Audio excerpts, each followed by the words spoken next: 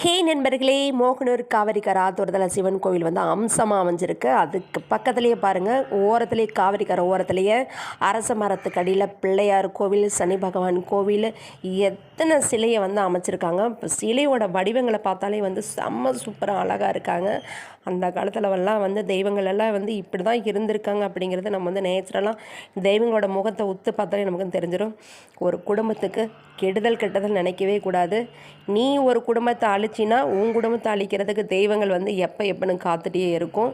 ஒரு குடும்பத்தை ஆளு வச்ச பாவம் கர்மாக்கள் 7 பிறவி எடுத்தால் வந்து நம்மளை சும்மா விடாத. நம்ம பிள்ளைங்கள் பேரம்பேத்திங்கள்ல இருந்து ஒரு குடும்பத்தை கெடுக்க வேண்டாம், சரியா? ஒரு குடும்பத்தை அழிக்கவும் வேண்டாம். நீயா வாழு. கடவுள் எப்படி உன்னை படைச்சிருக்கானோ அப்படியே நீ இரு. உனக்கு பிடிச்சதை நீ பண்ணு. கோவிலுக்கு போ, ஆலயத்துக்கு போ, சாமியை வழிபாடு பண்ணு.